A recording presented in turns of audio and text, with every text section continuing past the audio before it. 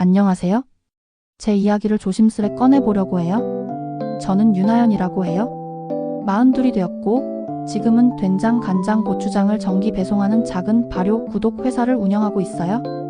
예전엔 대기업 재무팀에서 숫자만 들여다봤는데 언젠가부터 마음이 흙과 햇볕 쪽으로 자꾸 기울더라고요. 그렇게 2012년에 결혼하고 몇 해 더 일하다가 결국 사표를 내고 장독대가 줄지어 선 작은 창고를 얻었어요.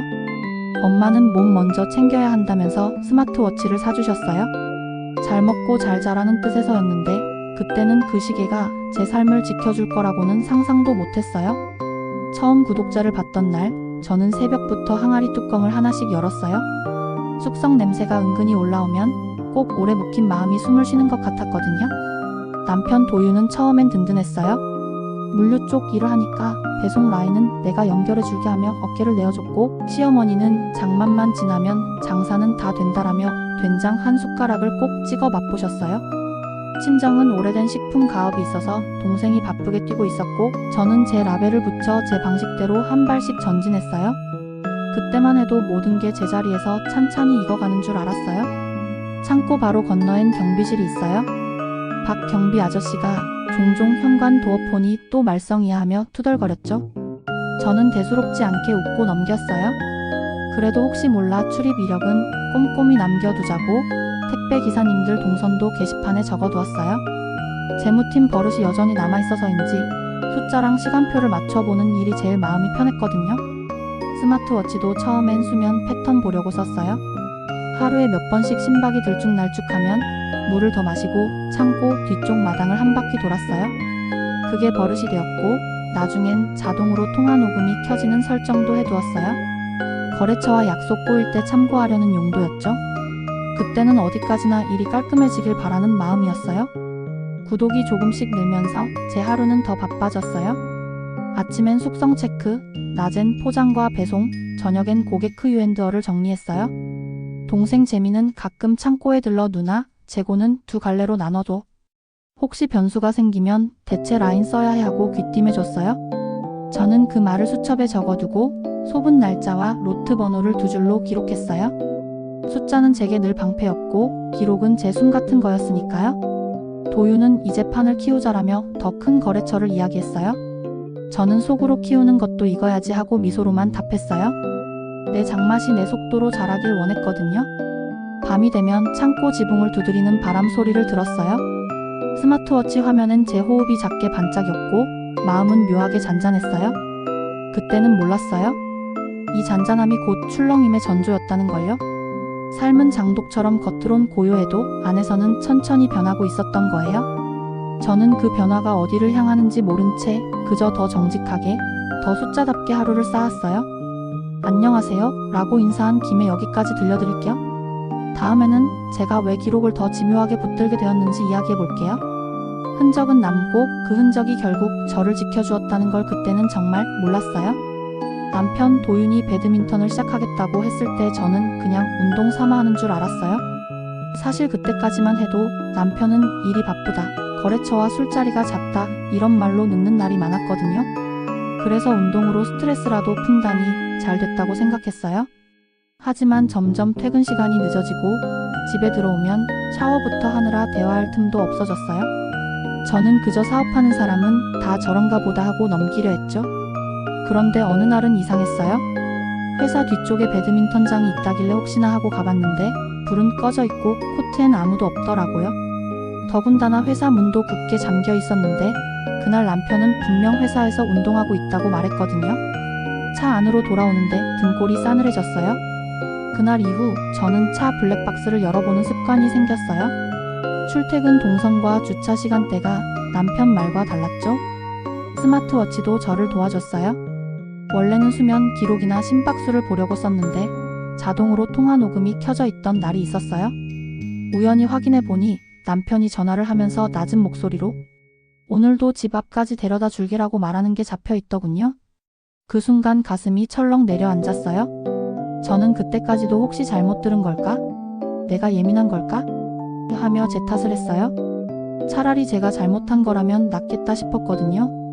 하지만 그럴수록 기록을 남겨야 한다는 생각이 강해졌어요. 워치의 통화 녹음, 블랙박스 주차 시간, 남편의 영수증 하나하나를 다 챙겨두었어요. 어느 토요일 저녁 남편은 또 늦게 들어왔어요. 땀에 젖은 티셔츠 차림으로 오늘도 배드민턴 치고 왔다고 태연히 말했는데 제가 낮에 코트에 다녀왔다는 말은 차마 꺼내지 못했어요. 대신 많이 힘들지? 요즘 너무 늦네 하고만 말했죠. 남편은 그 말에 피식 웃으며 사업하는 사람은 원래 그렇지 뭐하고 대수롭지 않게 넘겼습니다. 그날 밤 저는 노트북을 열고 엑셀 파일을 만들었어요. 날짜, 시간, 남편이 한 말, 제가 직접 확인한 사실, 증거 파일명까지 다 정리했어요. 혹시라도 나중에 제 기억이 흔들리면 안 되니까요. 재무팀에서 일할 때 익힌 습관이 그제야 빛을 발하는 것 같았어요. 점점 확신이 들어갔지만 한편으론 마음이 무너져 내렸어요. 제가 뭘 그렇게 잘못했길래 남편이 다른 여자를 찾는 걸까? 왜 나는 몰랐을까? 자책이 끊이지 않았어요. 하지만 곧 깨달았어요. 문제는 제가 아니라는 걸요. 그래서 더더욱 기록을 놓지 않았어요. 언젠가 이 기록들이 저를 지켜줄 거라는 걸 마음 한편에서 직감했거든요. 남편의 거짓말을 의심하기 시작하자 제 마음은 하루하루가 지옥 같았어요. 그렇다고 당장 들이밀 증거가 있는 것도 아니었어요. 저는 차분하게 하나하나 더 확인해 보기로 했습니다. 우선 남편 차의 블랙박스부터 살펴봤어요. 출근길과 퇴근길이 남편이 말한 시간과 미묘하게 달랐습니다. 특히 금요일 저녁이면 늘 집 근처가 아닌 다른 골목에서 차가 멈추는 게 보였어요. 평소라면 그냥 우연이라 생각했을 텐데 이미 의심이 싹 튼 제 눈에는 분명한 신호처럼 보였죠. 그날 이후 저는 영수증과 카드 내역도 챙기기 시작했어요. 남편은 회사 구내식당에서 밥 먹었다고 했는데 카드 내역엔 집 근처에 없는 카페 이름이 찍혀 있었어요. 또 어떤 날은 톨게이트 통과 기록이 남아 있었는데 그 시간에 남편은 저한테 분명 회사 회의 중이라고 말했거든요. 작은 불일치가 쌓일수록 제 마음은 무거워졌습니다. 스마트워치에 남겨진 녹취 파일도 다시 들었습니다. 평소엔 업무 통화가 대부분이었는데 어느 날은 오늘은 거기 가지 말자, 동네 사람 알면 곤란해라는 목소리가 희미하게 녹음돼 있었어요.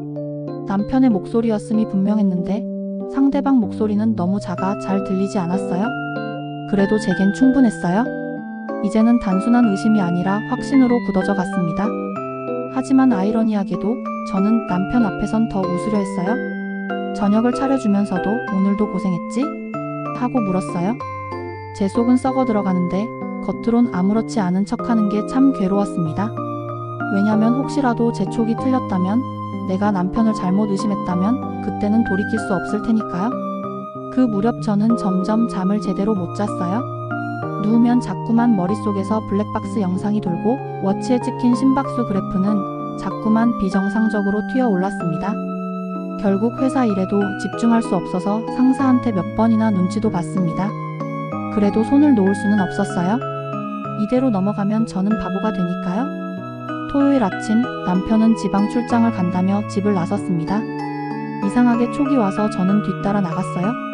멀찍이서 따라가다 보니 남편 차는 고속도로 톨게이트가 아닌 한적한 주택가로 들어가더군요. 차가 멈춘 곳은 낯선 빌라 앞이었어요. 심장이 쿵 내려앉았어요. 남편은 차를 세우고 전화를 걸었고 잠시 후 한 여자가 내려와 함께 웃으며 들어갔습니다. 그 순간 제 눈물이 왈칵 쏟아졌습니다. 그래, 결국 사실이었구나. 하지만 저는 무작정 달려들지 않았어요. 차 안에서 손을 부들부들 떨며 휴대폰을 들었고 사진과 영상을 찍었어요. 흔들렸지만 분명히 두 사람이 같이 들어가는 모습이 남았죠. 저는 그날 이후 스스로에게 다짐했어요. 감정에 휘둘리지 말자. 끝까지 증거로만 싸우자. 집으로 돌아오는 길, 창밖에선 아이들이 배드민턴을 치고 있었어요. 그 공소리가 괜히 제 마음을 더 아프게 했어요. 남편이 늘 하던 핑계가 바로 저거였으니까요. 하지만 그 소리 덕분에 오히려 다짐이 굳어졌습니다. 언젠가 저 배드민턴 라켓 소리보다 더 크게 제 억울함을 증명할 순간이 올 거라고 믿었어요. 남편의 외도를 확신하게 된 뒤에도 저는 바로 들이대지 않았어요. 그럴수록 제 손에 들어오는 증거들이 더 늘어났으니까요. 블랙박스 워치 녹음, 카드 내역까지 이미 제 서랍은 작은 자료실처럼 변해 있었어요. 그런데 결정적인 순간은 전혀 예상치 못한 날에 찾아왔습니다. 상간녀 소장을 발송하고 며칠 지나지 않아 시어머니가 불쑥 우리 집으로 들이닥쳤어요. 평소에도 말투가 험한 분이었지만 그날은 눈빛부터 매서웠습니다. 얘 어디 있어? 나오라 그래. 하며 현관문을 벌컥 열고 들어오시더니 집안 문을 하나하나 열며 저를 찾으셨어요. 저는 화장실에서 머리를 말리고 있었는데 갑자기 문이 벌컥 열리더니 드라이기를 빼앗아 바닥에 내던지고 제 머리채를 잡아 끌었어요. 그대로 거실로 질질 끌려나와 식탁에 있던 소쿠리로 온몸을 얻어맞았어요. 네가 뭔데 우리 아들 앞길을 막아? 네가 감히 소송을 해? 욕설이 섞인 고성이 쏟아졌습니다. 저는 몸을 웅크린 채 그 상황을 버텼지만 마음속에서는 오히려 차분해지고 있었어요. 이것도 증거다. 다 남길 수 있다. 그때 현관 도어폰이 작동 중이었다는 사실이 떠올랐습니다. 며칠 전만 해도 경비 아저씨가 도어폰 자꾸 말썽이라던 게 생각났는데 다행히 그날은 녹화가 멀쩡히 돌아가고 있었던 거예요. 시어머니는 제 머리채를 놓지 않으니 저도 반사적으로 손을 뻗어 그분 머리카락을 잡아버렸습니다. 사실 세게 잡을 생각은 아니었는데 워낙 아프게 당기시니 저도 몸이 반응한 거였어요. 그러자 시어머니는 소리를 지르며 며느리가 시어머니 머리채를 잡았다 하고 더 난리를 피웠어요. 누가 보면 제가 먼저 덤빈 줄 알았겠죠? 하지만 저는 알았어요. 집안 CCTV와 도어폰 영상이 제 편이라는 걸요. 남편은 이런 상황에서도 제 편을 들어주지 않았습니다. 오히려 엄마를 말리기는커녕 욕을 내뱉으며 문을 박차고 나가버렸어요. 그 순간 저는 확실히 깨달았어요. 남편은 이미 제 편이 아니고 이 집에서 저는 혼자라는 걸요. 하지만 그 사실이 오히려 제 의지를 더 굳게 만들었어요. 더는 감정에 휘둘리지 않고 있는 그대로 법대로 가야겠다고요. 그날 밤 저는 부은 얼굴로 서랍 속 서류들을 다시 꺼냈습니다. 그리고 차분히 타임라인을 정리했어요. 언제 어떤 일이 있었고 어떤 증거가 있는지. 워치에 남편의 협박이 고스란히 녹음돼 있었고 도어폰 영상엔 시어머니의 폭행이 찍혀 있었어요. 문자 메시지엔 시어머니가 보낸 욕설도 남아 있었죠. 이제 무기가 충분하다. 제 안에 묘한 담담함이 자리 잡았어요. 잠들기 전 창밖을 보니 아파트 단지 놀이터에서 누군가 배드민턴 라켓을 휘두르는 소리가 들렸습니다. 그 소리는 이제 더 이상 제게 아픔의 상징이 아니었어요. 오히려 결심의 신호처럼 들렸습니다. 배드민턴이라는 핑계가 결국 남편의 거짓을 드러낸 것처럼 시어머니의 난동도 결국 제 편이 되어줄 거라 믿었거든요. 시어머니와의 충돌 이후 저는 더 이상 감정적으로 흔들리지 않았어요. 오히려 제 안은 서늘할 정도로 차분했어요. 이제 법과 기록으로만 싸우겠다고 다짐했으니까요. 그 무렵 남편은 적반하장으로 저를 압박하기 시작했어요. 너 소송 취소 안 하면 내 친정 집안 피눈물 흘릴 거다. 이게 무슨 소리인가 했는데 알고 보니 제 동생 회사와의 거래를 끊겠다는 협박이었어요. 저희 친정은 아버지 때부터 이어온 식품 사업을 하고 있었고 지금은 남동생이 그걸 물려받아 운영하고 있었어요. 남편은 물류업을 하면서 동생 회사와 거래를 이어오고 있었는데 본인 회사가 더 크다고 착각했는지 거래를 끊으면 내 동생 회사가 타격을 입는다라며 으름장을 놓은 거예요. 처음엔 저도 흔들렸어요. 진짜 가족한테 피해가 가는 건 아닐까? 하고요. 그래서 바로 동생에게 전화를 걸었어요. 재민아, 혹시 남편이랑 거래 끊으면 너네 회사 힘들어지는 거 아니야? 동생은 오히려 어이가 없다는 듯 웃더군요. 누나 걱정하지 마. 사실 우리 회사 매출의 대부분은 다른 법인에서 나는 거야. 매형 회사는 그중 일부일 뿐이고 오히려 끊어주면 조건 좋은 다른 거래처랑 붙을 기회가 돼. 그 말을 듣는 순간 저는 숨이 트였어요. 남편이 생각하는 것과 현실은 전혀 달랐던 거죠. 그런데 남편은 그 사실을 전혀 몰랐어요. 여전히 제 앞에서 큰 소리쳤어요. 내 동생 회사, 내가 거래 끊는 순간 무너지는 거야? 너 진짜 소송 계속할 거냐? 저는 더 이상 대꾸조차 하지 않았어요. 대꾸하는 순간 감정 싸움이 되고 그건 제게 불리하니까요. 대신 마음속으로만 계속해라. 그게 내 무덤이 될 거다라고 중얼거렸어요. 며칠 뒤 남편은 정말로 동생 회사에 전화를 걸어 거래 중단을 통보했대요. 그 소식을 들었을 때 저는 오히려 씁쓸한 웃음이 나왔어요. 이제 진짜 끝으로 가는구나.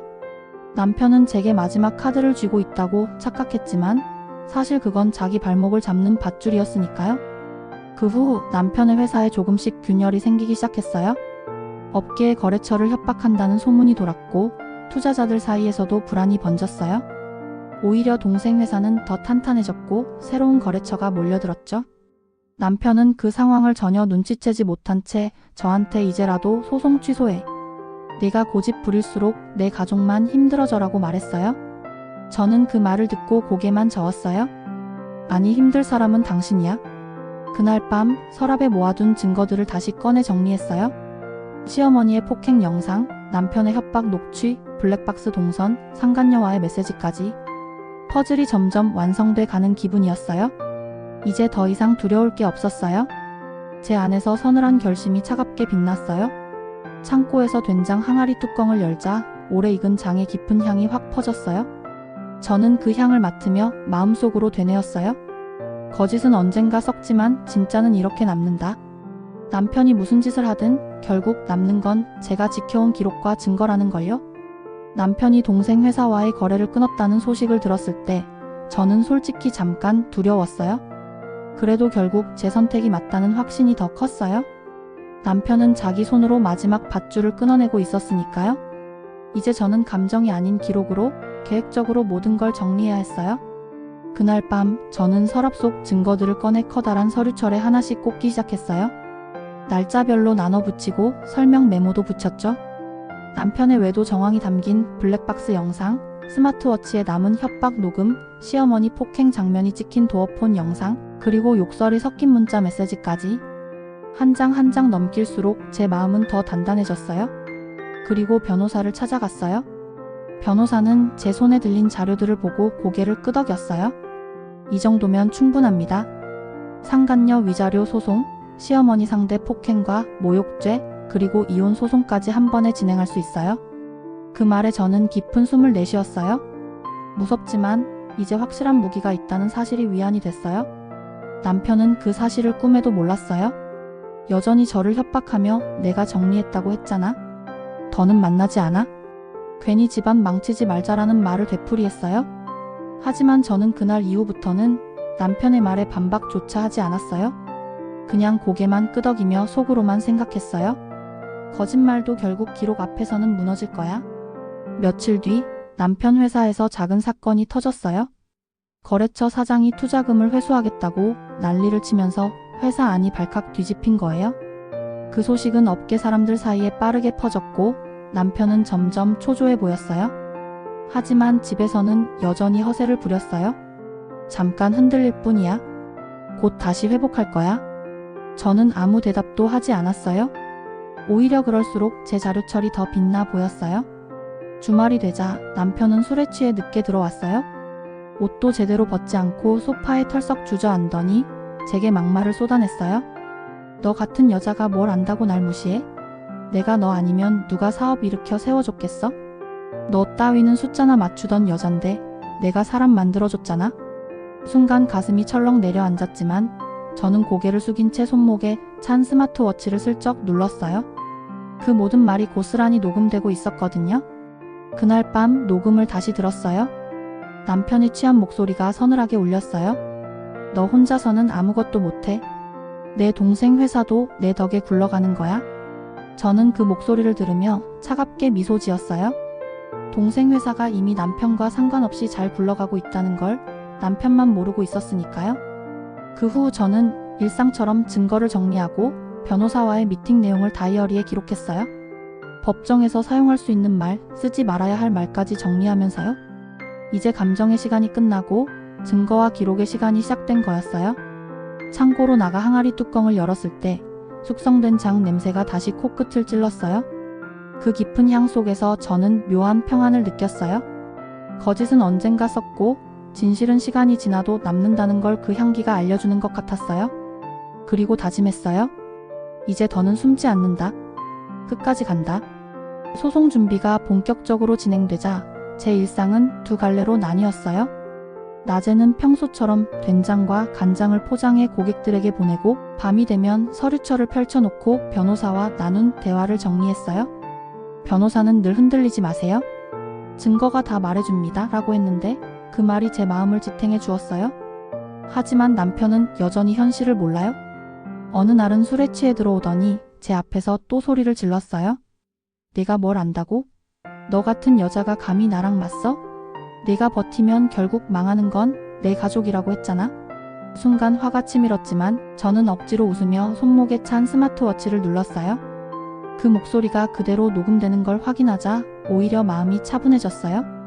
남편의 회사 상황은 점점 악화됐어요. 거래처들이 하나둘 발을 빼고 투자자들은 돈을 돌려달라며 난리를 피웠어요. 그러자 남편은 다시 제게 무릎 꿇듯 애원했어요. 하연아, 제발 이번 한 번만 봐줘. 상간녀랑은 다 끝냈어. 다 실수였어. 우리 다시 잘해보자. 저는 그 말이 거짓이라는 걸 이미 알고 있었지만 고개만 끄덕이며 속으로만 생각했어요. 거짓말도 증거 앞에서는 무너진다. 그리고 드디어 법정에서 첫 재판이 열렸어요. 저는 증인석에 앉아 제 서류처를 하나씩 펼쳤어요. 블랙박스 영상, 도어폰 녹화, 문자 메시지, 스마트워치 녹취까지. 판사는 차분히 고개를 끄덕이며 자료를 확인했어요. 남편은 얼굴이 새파랗게 질려 있었고 상간녀는 눈을 피하며 자리에서 손톱만 물어뜯고 있었어요. 그 모습을 보는 순간 지난 시간 동안의 고통이 조금은 보상받는 기분이 들었어요. 시어머니 역시 법정에 나왔어요. 처음엔 내가 며느리를 때린 적 없다며 잡아떼셨지만 도어폰 영상이 화면에 재생되자 아무 말도 못하셨어요. 거실 바닥에 나뒹굴던 드라이기와 제 머리채를 잡아 끌던 그 손길이 고스란히 찍혀 있었거든요.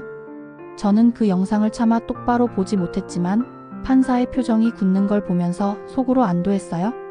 재판이 끝나고 나오는데 남편이 제 뒤를 쫓아왔어요. 하연아, 우리 이렇게까지 할 필요는 없잖아. 그냥 도장 찍고 끝내자. 저는 잠시 멈춰서서 남편을 바라봤어요. 그 얼굴에서 예전 제가 사랑했던 사람의 흔적은 보이지 않았어요.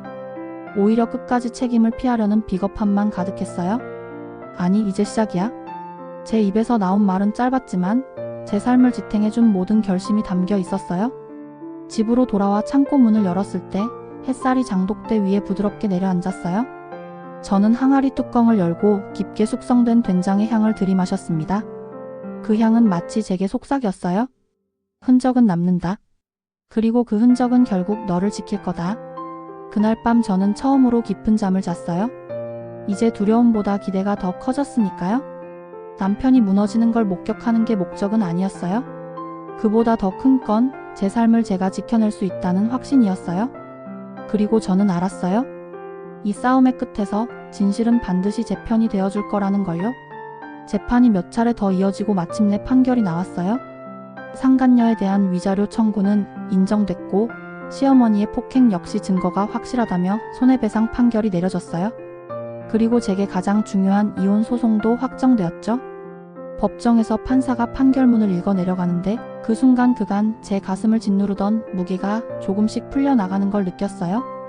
남편은 결국 모든 걸 잃었어요.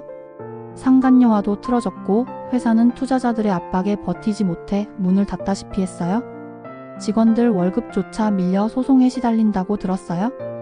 그토록 큰 소리치며 저와 제 가족을 무너뜨리겠다던 사람이 오히려 자기 스스로 무너져 내리는 걸 보니 묘한 씁쓸함과 함께 안도감이 밀려왔어요. 시어머니는 여전히 저를 원망했어요. 며느리가 어떻게 시어머니를 법정에 세우냐는 말을 했다고 들었지만 저는 더 이상 흔들리지 않았어요. 그분이 제 머리채를 잡던 순간을 잊을 수 없었으니까요. 그저 마음속으로 이제는 선을 넘지 마시라고만 바랐습니다. 모든 소송이 마무리되고 난 뒤 저는 친정으로 들어가 한동안 쉬었어요. 부모님은 저를 끌어안고 울었고 동생은 누나, 이제 다 끝났다. 다시 시작하면 되라며 등을 두드려 주었어요. 예전 같았으면 눈물이 쏟아졌을 텐데 그날은 눈물 대신 묘한 평안이 찾아왔어요. 다시 창고로 돌아가 항아리 뚜껑을 열었을 때 진한 된장 향이 가득 퍼졌어요. 몇 달 동안 돌보지 못했는데도 장은 묵묵히 제 할 일을 하고 있었어요. 그걸 보며 깨달았어요. 사람의 마음도 결국 숙성의 시간이 필요하다는 걸요. 거짓과 배신은 썩어 없어졌지만 제가 지켜낸 기록과 진실은 변하지 않고 남았다는 걸요.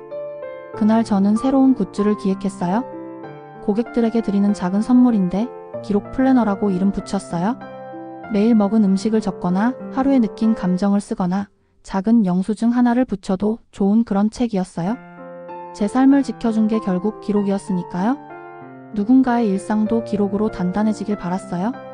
밤이 되자 스마트워치를 벗어 서랍 깊숙이 넣었어요. 그동안 제 삶을 지켜준 고마운 장치였지만 이제는 더 이상 필요하지 않았어요. 제 심박과 수면 패턴이 아니라 제 호흡과 제 발걸음을 믿을 수 있게 되었으니까요. 저는 지금도 혼자예요. 아직 다시 누군가를 만나고 싶은 마음은 없어요. 하지만 괜찮아요.